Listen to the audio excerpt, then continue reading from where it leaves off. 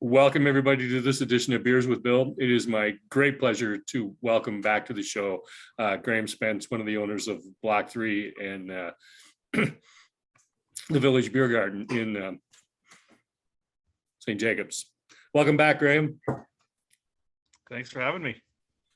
The record now, you are the record holder. Yes. 7 times. Yeah. I was actually trying to think of when was the last time I was on. Early summer, very early, like June. Okay, yeah. So. After the trip to Czech, I believe, right? Yep. Yeah. How are things going? Oh, not too bad. Yeah. Still kicking. So. As we, I guess maybe we should start with what's the first beer you want to talk about? Yeah, so the first one I think I start off with this most times, but it's the Hollinger Helles. Yeah. It's poured into my glass over here. So this is again, I mean, I've said this a bunch of times, but it's a light lager, really easy drinking. Yeah, I think it's quite nice. Actually, so we actually just we don't generally enter like the beer competition stuff, but for some reason we did. Recently, and this one won like a Canada Beer Cup. It won a bronze medal, so it's pretty cool. Oh, congratulations! Yeah. So I'm not just blowing smoke up your ass when I say it's nice. That's true, but we know that. Yeah. So as the world is moving into, and we're not there yet, but moving into what our new normal looks like, how are things going at Block 3? Good. Yeah, I mean, I think it's almost there, but it's not quite there. There's still like, I still think there's some hesitancy of people going out in public and you know doing things in a group setting. So, but you know, we're almost back to kind of like a 2019 level, but hopefully like next year. I think next year will be the true test. So as long as we don't get locked down in January this time. Yeah. That's true. I can't picture a reason why they might, but never know. You never know. So. Yeah. But yeah, no, I think, I mean, it's yeah, we're just kind of trying to continue doing our thing and just keep taking along. So yeah. Derek's curious. So are you still in the LCBO or have you moved completely away from that? We still have the King Street and the Hollinger in the LCBO, but they're probably only in like 2 to 3 stores now at this point. We don't really push it that hard. It's more like that, like the stores that we go to, it's kind of just like we're filling up the truck and we're going by them anyway, so like we'll stop there. But it's a tough go. I mean, I think like the LCBO, you know, pre beer and grocery, you know, you could do pretty well. You'd have 6 to 8 cases a week at one store, whereas now with beer at grocery, it's you know, I think the LCBO is taking a huge hit on what they're actually selling there. I went to the LCBO. I don't go to the LCBO very often anymore, and I went like for the first time, and I was like kind of shocked at like what's going on there. So I'd be interested to see here. Like, I mean, what do people still go to the LCBO, or do they go to the grocery store or local breweries? Yeah. Well, I hear you. I'm trying to think the last time I went into an LCBO, and it's been quite a while. Yeah, it's. I went in about a week ago because I wanted some Guinness for my birthday, and that was the first time I've gone into the LCBO in probably a year. So. Yeah, I think I went in. I was someone was having like our neighbor was having a party, so I wanted to get one of those stupid 5-liter kegs of Budvar. Yeah, and I did.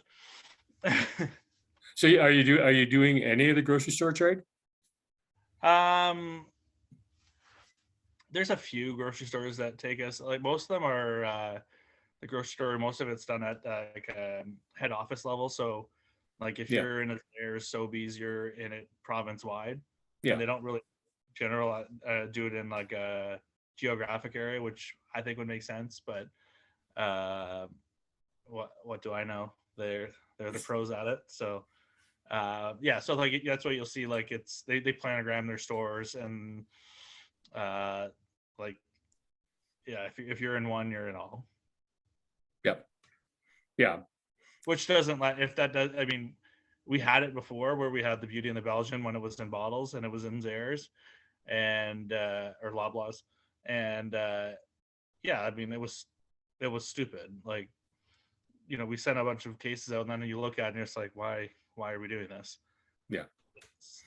Well, I can imagine because they're not as sophisticated right now as you would find in Quebec, No. where they actually have a dedicated buyer in a store, and they actually do marketing and display at the store level.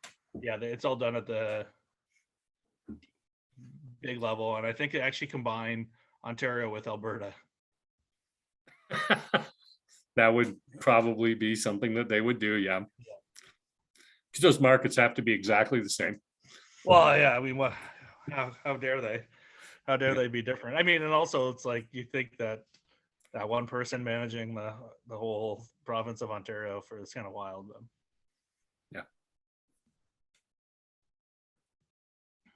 yeah. So that if to stay on Elmira, so I mean, there is independent stores that have have it, and so you can approach them. I'm not sure if there is one in Elmira that has the. I don't believe there is one in Elmira that has the grocery authorization. I'm pretty sure that's going to change shortly, where every grocery store will be able to have it.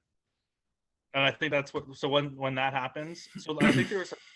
It started. It was a 5-year like they called it the Master Framework Agreement, and I think they're coming up on probably what year 3 or 4 of that. And then when that changes, and that so how that works right now is that it's all the back end policy, the back end of it is all run by the LCBO. So the grocery stores actually bid to get the to get the license to sell it. They bid on the margin that they're going to take. So when we're selling it, let's say you buy your $4 can of beer, the margin that the LCBO takes is 20%. So the grocery stores are bidding on. They have to bid between 5 and 1% of what money they'll make on it. So obviously you'd imagine that they're making 2 to 3%. I would be on the conservative side, and then the LCBO is then still making 17% on everything sold through the grocery store. So what I think will happen when this kind of framework is up is that the grocery stores are going to be like, go screw yourself, grocery or LCBO.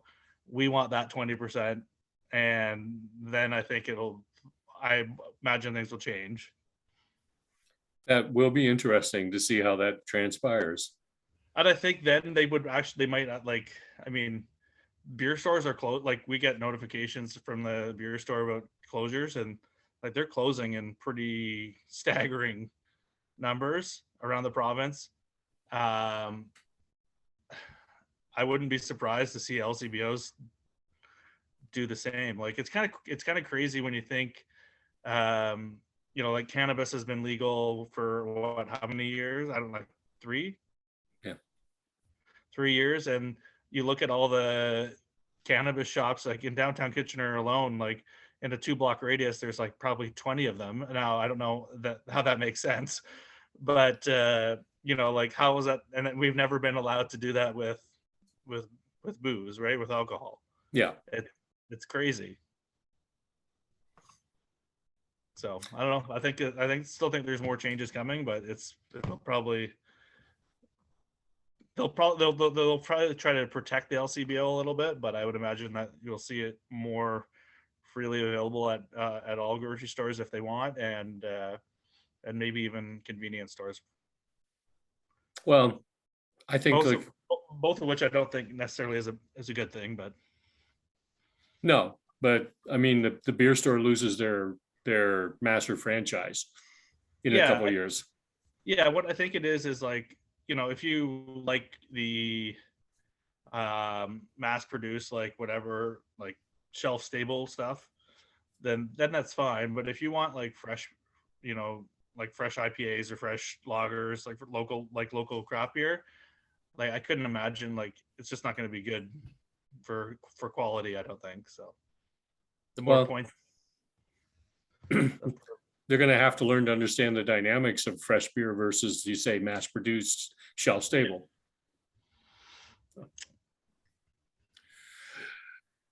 Tell me, so now as we're moving towards what we think is a new normal for everybody to move into, do you see any beer trends happening? No, I think it's, I mean, I think maybe still like the lagers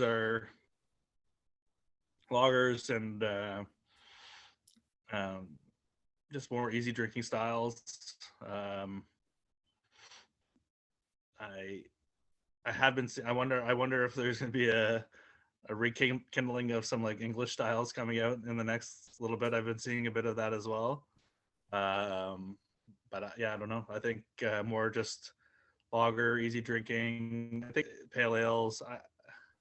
I hope we can get away from some of the gimmicky stuff, like the I think there was like sparkle beers. I don't even know. Like, there's been so many that I've just like, what's going on here? Okay. How has your routine changed over the last 6 months?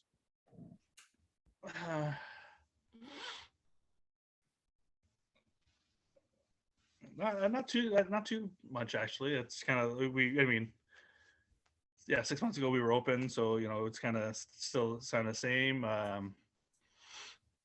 I think it's we're not selling as much out to like restaurants as we have in the past. So I think, maybe in the new year, we'll probably look at trying to see if that's something that we can or want to grow.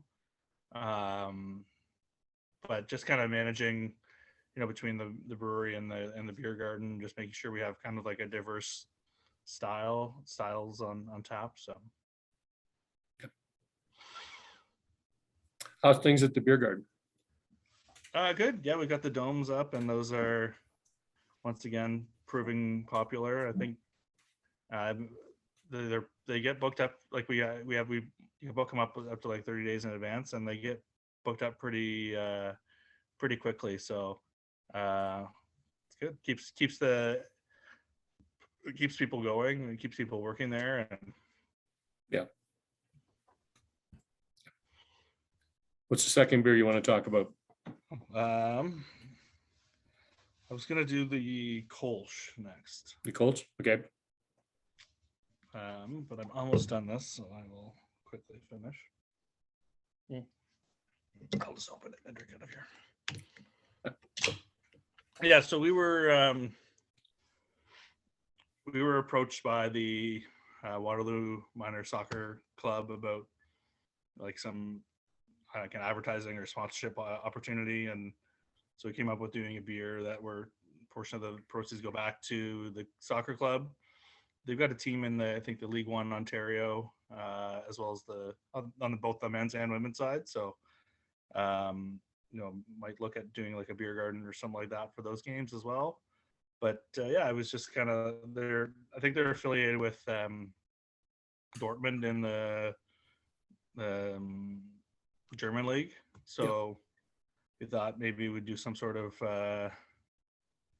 German style, and rather than just kind of rebranding our Helles, putting or slapping a label on the Helles like most places would probably do, we thought, well, we would maybe try to do like brew a Kolsch to like another German style, easy drinking, that would go well with that. So that's what this is. So again, I think, yeah, it's like similar to the Helles, super easy drinking, a little bit more, like fruity, like a little grassy hay note, and then like a little bit of a fruity finish on it. So have you guys done a Colts before? No. I'm gonna say I don't recall, but So, Yeah, I mean, I think like the other kind of style, like we've done a Dortmunder, we've done a alt beer, and yeah, I think the Dortmunder is, we're just trying to stay away from a lager in this sense, just so that it didn't tie up more tanks for a long time. If it did well, so the Kolsch is a kind of they call it, well, it's a lager ale, so it's cold fermented, but you can turn the tank around quicker on it. So yeah. Well, yeah. I mean, one thing about a lager is how much time you tie up a tank for. yeah, it's funny, right? Like you tie up the lager for the tank for like 6 weeks on a lager, but you can't charge. You're not like charging a premium for it. You actually charge less. Yeah, gonna let it take up space for a lot longer and not get as much money for it. Yeah, But that's one of those intricacies of the brewing industry that you sometimes have to learn the hard way. yeah, and then they're also, I mean, these like the lager kolsches, like they're also harder to make too, right? Like you're not dousing it with hops or like, so like I think any flaws in the brewing side of it pop out super easy in these styles. So Yes, that's true. You have to brew them right because you can't hide anything in it. no, Yeah, you can't mask it. And there's there's still a lot of beers out there that that could use the masking. that's true. That's very true. How are you finding the cost of goods now? Yeah, it's kind of fluctuated a little bit. Like I think like the cost of grains and like the inputs there are going up. I Something's happened with aluminum. I don't know what, but that actually has gone down a little bit from like 6 months ago, and the number of like new suppliers that they're calling you that have cans, it's like it's kind of weird. So we just stick with who we've been using forever, but it's one thing I've noticed is that like cans seem to be in an abundance of supply right now. That doesn't bode well for a recession. You know that packaging is the first part of recession. That's the first industry that actually shows it because their sales go down. That's interesting. So yeah, can't like, I mean, I don't know, just like on our cardboard has gone up a little bit, but yeah, like the labels and the cans are consistent. So yeah. Okay. Are you managing that well or? yeah, I mean, yeah, as well as we can. Like I don't like, we haven't had to really increase the prices on our beers too much. So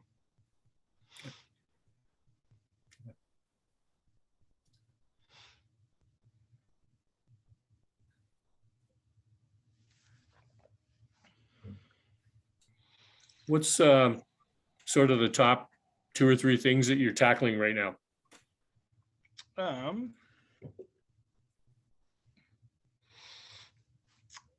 think like right now we're starting to think about January and how we can. January, February are always like super slow, so we're just trying to think of ways to kind of get some movement in those months so that we're not as bored. Yeah. Yeah, so just like some different like tap room events or case deals on beer and that kind of thing. So okay.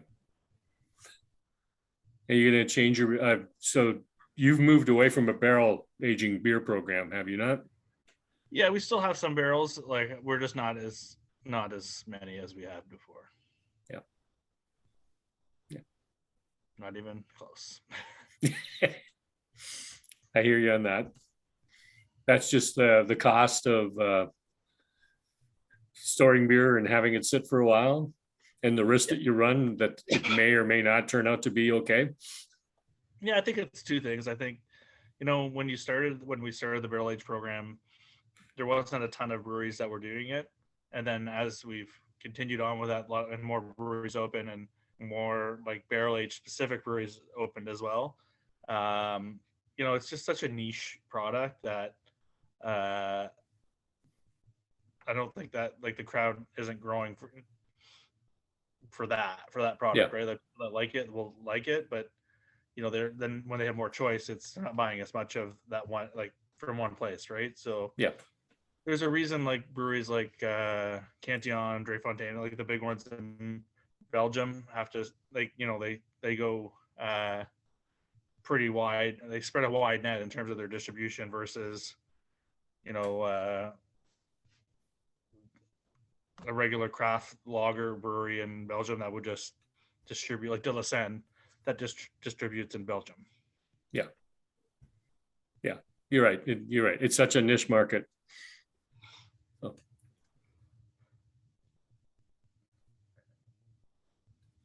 Are you getting out to other breweries now? Yeah, a little bit. We gotta try to make a little bit more time to do that. We stopped at we were down at the Niagara in October for the craft brewers conference. So we stopped at a couple that we hadn't been to before. Just a couple of weeks ago went out to Royal City to check out their new beer hall, which was nice. But yeah, there's a ton out there that we haven't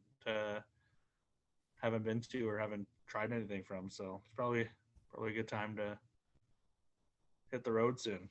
But the winter sucks for it. So That's true. The winter does suck. How do you stay on top of what's going on in the industry?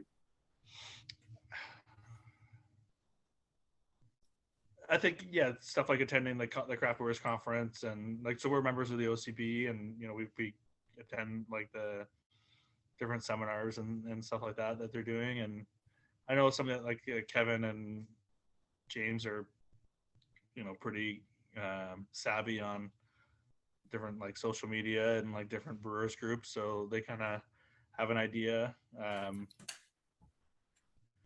But I mean, we're also getting to be like old farts now in the industry, so we're gonna just, I think at some point we're just brew what we like. So we're gonna be those old English brewers that were only brewing English beers when we started, that we're like, oh, your guys are gross. Are you implying that you're getting old? Well, I mean, when you look at, we've been around almost 10 years. I think that's and the industry wise, that's almost ancient history, right? Yeah. So how do you keep the excitement in the industry for yourself? Yeah, I mean, it's just like there's different, like last year when I got to go on that trip to the Czech Republic, like that was that was a nice like way to revitalize and bring some new ideas back. And I know Kevin's actually going on that same trip this spring.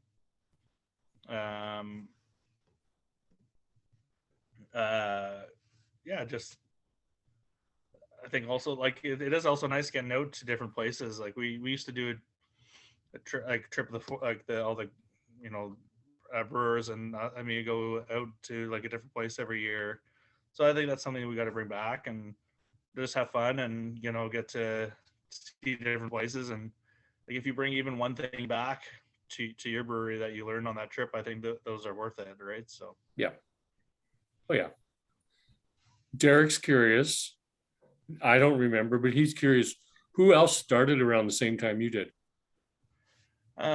Locally, Inasante was pretty close to around us. I think they were a few months after. Royal City, Forked River. I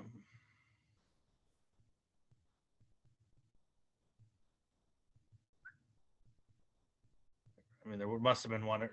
Actually, Bellwoods wasn't too far ahead of us, actually. Yeah. I think they were 2 or 3 months ahead of us.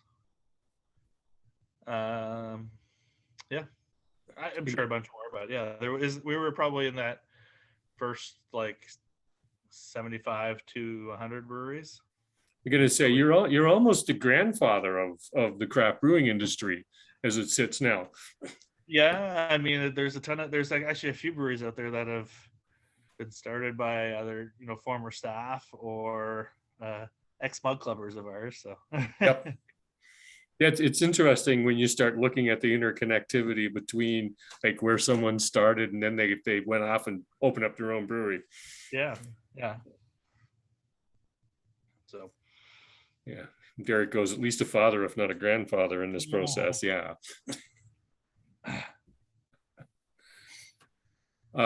Any collaborations coming up in the near future that you want to talk about? No, actually, we were talking about that today. That we need to get back on that and do a few more of those.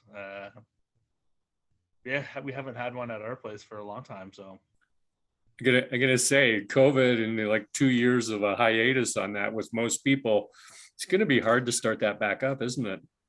yeah, I mean, I think we probably will. We wait try to do something with the guys at Two Crows again. We had fun going out there, and they had fun coming. So I think that's one we'd like to do. But yeah, I think it's just anywhere where that we have it. If you can, so you either have a connection there or somewhere like completely random that you might be able to learn something, and that's what you kind of look for in that. So yeah. What's the third beer you want to talk about tonight? All right.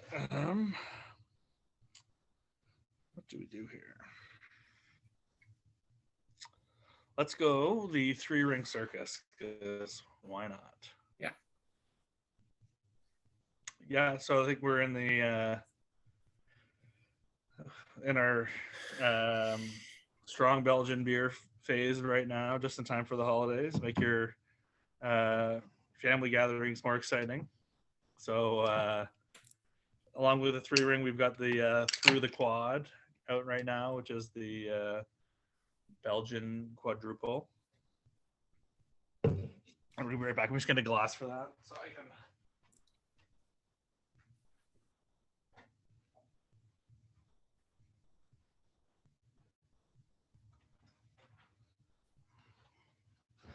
There we go. Yeah, so we had this is I think we've been doing this for probably 8 or 9 years.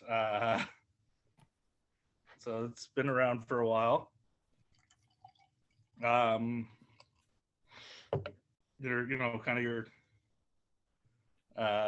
traditional triple, really light in color.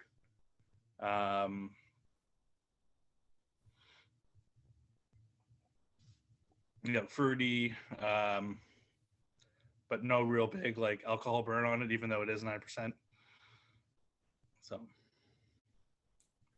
You don't find too many people doing triples and quads. no, I think they're they're not a big popular style. You'll see that there's a few breweries that do them around. I think you see more quads than triples. Yeah. But I mean, I think a triple is like super nice. It's super easy drinking for what it is. So yeah. Are they harder to make than a quad, or just like you don't see a lot of breweries doing them? So like is a triple a hard beer to make, or is it just people don't think about doing them? I think probably they don't think about doing them, and I mean I think it isn't. I don't think it's not easier to. I don't think it's easy to make, but I think there's like it's not easy to make well. Okay. You guys have been making it for a long time, so you've really got it down to a science then. Yeah, I mean, I think we've become pretty good at making these strong beers taste not strong. Yeah. And I think that's just in the process and the recipe, right? No one wants to taste that big beer that just burns as it goes down. So yeah. So then you alluded to it. Is a quad or a triple? Which one's easier to make? They're both. I mean, they're both pretty similar. It's a huge grain bill. Like I mean, double the alcohol, so it's pretty much double the grain. Yeah. That goes in the mash then. Now we will use like some like Belgian candy sugar as well to like sweeten them up. But yeah, it's no different than like it'd be like this is simplifying it, but like yeah, twice as much grain that goes in for the King Street and yeah, the brewers don't like brewing them. They do it once a year, but they wouldn't want to do more. I gotta say it's the cleanup that they don't like. That's what I'm hearing. Yeah. It's a lot of grain to shovel out of the mash tun. Oh, for sure, yeah. And I imagine for you guys, the shrinkage in it too is quite large. Yeah, it's not as bad actually. I mean, it's we still get like a 1,000, like we might lose 100 liters out of maybe 5-10%. Yeah, that's not bad because you can lose 5 or 10% if guys aren't paying attention on a regular beer. Well, yeah, I mean, I could, some like pale IPAs or double IPAs. I know breweries that are getting way worse yields than that with the amount of hops that they throw in. So yeah, well, yeah, the same idea. The more hops you throw in, the more shrink you're going to get on with like less liquid coming out. So yeah. Yeah, no, I think it's they're really nice beers, but yeah, I don't know if the Belgian beers are like I wonder, like, people get scared off, I think maybe sometimes by ABV. Yeah, but like, yeah, I don't know. I don't. Has anyone that's been to the LCBO recently? Do they still have like the Chimay and like the? Yeah. I get the magazine and they still feature them once in a while. Yeah. Okay. But they don't have maybe anywhere near the variety they would have had 10 years ago. Oh, it's so wild. Like I remember when you used to go there, like, and they had Rochefort, they had Chimay or Val, and it was like $3 a bottle, and you're like, what is going on here? Like, how did this get from there to here? Yeah. Like, you can't fathom it. Yeah. So yeah, I mean, I do wonder if they're like kind of similar to like barrel aged beers, if it's more of like they're more of like an acquired taste.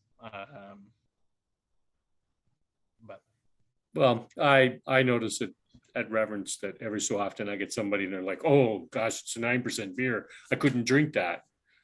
Yeah. Then they crush 5. And I'm like, well, yeah, probably you wouldn't want to like drink that right now because you got to drive, but like you could crack that open at home. Share it with a friend. Yeah, I don't know. People are funny sometimes with that, but well, yeah, that's the nature of people. What can I say?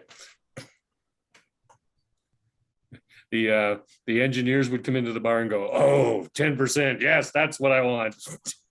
Well, it's funny if you flip that scenario. We actually did this test once, but because when you go to beer festivals, people our hypothesis was that people only look at the board and go for the highest alcohol beer.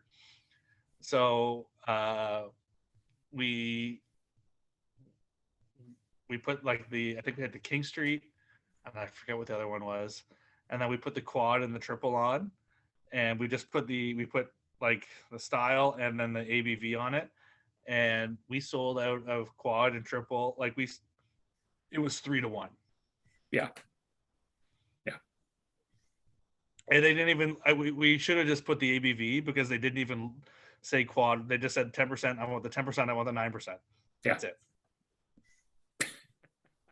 Well, it made it easy. It was super easy, but yeah, we were just like, I think we had, it was just, we were just curious at one time. We're like, okay, here's, we're gonna do this and see what happens, and it was wild, like, and then we like outsold every other booth because everyone was like, oh, they got the 9 and 10% over there, go over there. Yeah. Word of mouth.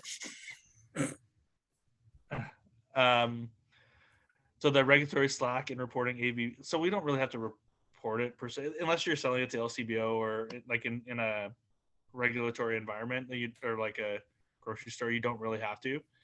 But I think it's usually, if you're getting it tested and getting it sent in for that purpose, the anything over 5.7% can be, you have a difference of 1% ABV. So your 7.5% IPA could really be 8.5%, or it could be 6.5%. But your under 5.7%, it's half a percentage point you have. Interesting. Yeah. I kind of knew that, but I didn't realize that was that big of a spread, particularly on the higher ABV. Yeah, but it's fun. The funny thing is, it's so like at the grocery store is only allowed to sell beer up to 7.5%. Wow. Okay. So that's part of that framework there. So they can't sell anything above 7.5%. Or I mean, so I thought it would be funny to just have a beer called 8.5 and then just have it as 7.5%, but it's within the realm of. And Yeah. the highest that it can technically go is 11.9%, because after that you get taxed at spirits or whatever. So like whenever you see a beer like a big imperial stout or whatever, that's usually what they are at 11.9%. It's way more than that. Yeah, I've noticed that on some of them. So that's why it changes the tax structure by being higher. Yeah. So barley wines, when they're over 12%. Yeah, they're way more than that. Yeah. Okay. That does make perfect sense now. So you guys would be planning to do beer festival, like going out to beer festivals next year? Or have you started that planning yet? No, we haven't started that. Well, I think, we did 1 or 2 last year. And that was just more of a way for us to get out, and I think we did the Steam Whistle one and one of the local ones. So yeah, it was just, the Steam Whistle one was just a fun way for us to get out and kind of more, see some other people that we haven't seen for a while. And then, yeah, I think we'll do a few this year. And they're not, again, for us, it's not, it doesn't make sense for us to go to Burlington and pour at a beer fest when the only way that those people can get our beer is to drive up to our brewery. Yeah. We're not in the LCBO there. We're not in a ton of restaurants there. So, or actually, we're in no restaurants there. Yeah. Okay. So you kind of keep yourself as regional as you possibly can then. Yeah. I mean, that's what makes more sense for us. Like, the ones locally you can kind of get by and seeing it as like an advertising. You just hope to not lose your shirt out. Like, we won't do Ribfest because the guy makes a killing on this festival called Craft Beer and Rib Festival, and it's all on the back of the brewers that are there. So yeah, it's always interesting how that plays out, isn't it? Yeah, I mean, you're the selling feature to get people there, but yet you're losing money every beer that you pour. It's like, that doesn't make sense. Yeah.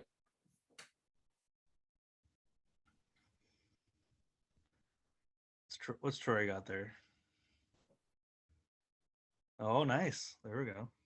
Yeah. inspired by my glass, Troy.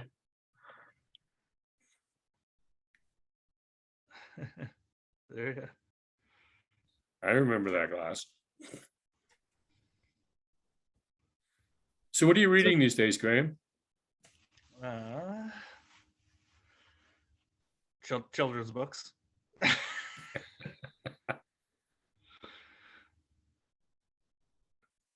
If I'm being honest, yeah. Okay. What are you listening to? Mostly just some podcasts I listen to on the drive to and from work. So Yeah. Anything of interest or? I like the 32 Thoughts podcast. That's the hockey one. I like How I Built This with Guy Raz. Yeah, those two get me by on a week. Okay.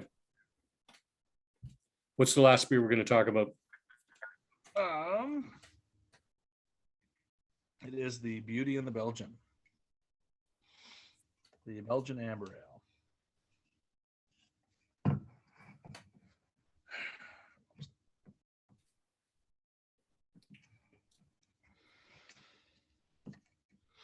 So this would probably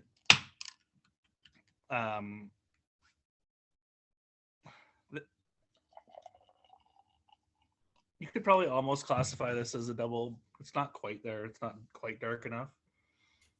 I know it doesn't look like that in that shade right now, but this one is like we've got a pretty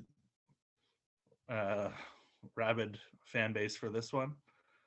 And I think it's just it's a nice, like, sweet, like, fruit forward beer. Like, just it's easy. I think it's easy drinking for what it is. So yeah, you get like some caramel, some like dried fruit notes, and What's your favorite style?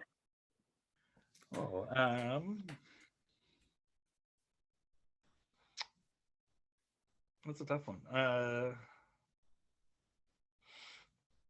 I think right now I would probably, like, with what we have right now, I'd probably go for like the Hellas and the triple. Okay. Part of me wishes we put the triple in a smaller can just to make it more approachable, but that would be annoying for us to do. Yeah, I think those two right now would probably be my go-to. Okay. Has your taste in beer changed over the last 10 years? Yeah, I would say so. Yeah, I mean, I think it's kind of fluctuated pretty significantly. Like, you know, there was a time when, like, I was, you know, really into some of the barrel aged, like, saisons that we were doing. But now, like, when the barrel aged beers come out, I'll probably have one and then probably not have them again. Okay. Even though they're good, like, they're still good beers. Like, don't get me wrong, they're good. But yeah, like, it's just more of I just rather have something else, and I think that's okay. Yeah. Well, yeah. Well, our tastes do change over time. That's for sure. Yeah. Particularly as we broaden things. So yeah, I think the one like beer that I have in my head it would be Stratosphere. That was our, like, wine barrel aged saison that I like that I have. That's one of my favorite that we've done. So, like, whenever that comes out, I'm like, I get excited, and I'll have go in a little phase where that happens. But yeah, I remember the first one that came out. That was one of my, like, from a barrel aging point, that was like my favorite one that you guys did at that point. yeah. But then that's, you know, the wine aspect for me. Mm-hmm. So. Yeah, that first one was like super whiny. Yep. Yeah, I think it was in Chardonnay barrels from the Stratus, like freshly emptied. Like we picked them up that day that they emptied them, and then from Stratus Winery, and like I remember it was like super tanniny, super like vanilla, super oaky, and well, yeah, you got the full impact of the Chardonnay and the oak at the same time. It was extremely well balanced. So what's next for Block 3? Just kind of plugging along, and I don't see like any big like crazy growth plans happening. I think that's good. We're just gonna continue what we're doing, and I think there's still room for us to grow our tap room and kind of our local presence, and I think that's just what we're going to focus on. And I wouldn't say there's like never going to be an opportunity for us to like do like a second location or anything like that, but at this point we're probably not focusing too hard on that. So okay, you should look at Derek's latest one, Stratospheres versus Stratosphere. You wanted to know if that was a typo or actually two different beers. They were probably the same beer, and I think what happened was when we one was in cans, one was in bottles, if I'm remembering. And when it had been a while since we had done it, so then so we did a new label for the can version, and I didn't notice that it was spelled differently. To be completely honest. Yeah, no, which is the true name? I think the first one, the Stratosphere, it's the like the atmosphere and the clouds and whatnot. Yeah, or I think the first one was actually called Stratus, like the fear, like I think that's what the label. It was a hand-drawn label. Yeah. So I think that's what it was originally called, and then when we put it on cans, when we said it was like, oh, it's Stratosphere, and then what probably happened is it probably actually auto-corrected to it, and I didn't even notice, and you just went with it because what could you do at that point? Yeah. Well, actually, I'll be honest, I didn't even know until right now. Do you guys do your own Untapped, or do the customers tend to add beers for you, or what? I think most. Yeah, I don't think I've checked Untapped for quite a while. Probably the customers then. Yeah. Untapped is a funny one. It's like I think it could be a good tool, but part of it just is like you get someone there. It's like like your beers get killed for no reason. It's like, oh, don't like sours, Fickle Mistress dry hop sour 0. It's like, well, you don't like sours, like then don't drink it. Again, people are strange that way, that. Yeah. Well, I would never. I get it from a if you're you're consuming and you want to check it. I get that aspect of it, but from if you're from the business side of it, if you're looking at it, it's like trying to make decisions on what to brew or I wouldn't do anything like that. And I would also from a consumer, I probably, unless that person, I wouldn't base buying decisions on ratings there. Yeah, that makes sense. So how do you guys decide what to brew? It's just like a kind of a mixture of just kind of right now filling out our tap list and just stuff that we want, stuff that we want to drink, and so. Yep. Is it still hard to decide when you're packaging off a batch how much to put into a keg versus how much you can? Oh yeah, we struggle with that. it's it varies throughout the year too, right? Like in the summer, you can send more to like the beer garden or the other restaurants than you can in the winter. So yeah, we're always. I think it's more putting it in, leaving it some in keg, more in keg is always more versatile because like we do have the ability to can out of kegs in our system. So Okay. How about, so I know that the restaurant bar trade isn't as big as it used to be, but are they doing more kegs now than cans, or are people still staying with cans in that trade? yeah, I mean I think they're still going with keg. Like uh we don't do a ton of the like bottle shops actually. Yeah, okay. Um, actually, well, maybe when we finish up, I'll ask some questions. But yeah, I think it's the yeah we have. I don't know if it's just us not pushing or if it's more people are like. I think a lot of it is like some of the bottle shops go after. It's the same couple of breweries that people are going for. Um, like we'll call them the hype breweries, and we don't, and that's not us. And to be honest, I'm glad that's not us because I don't want to be constantly chasing, whatever's in vogue for beer at the moment. So, So what's next for you?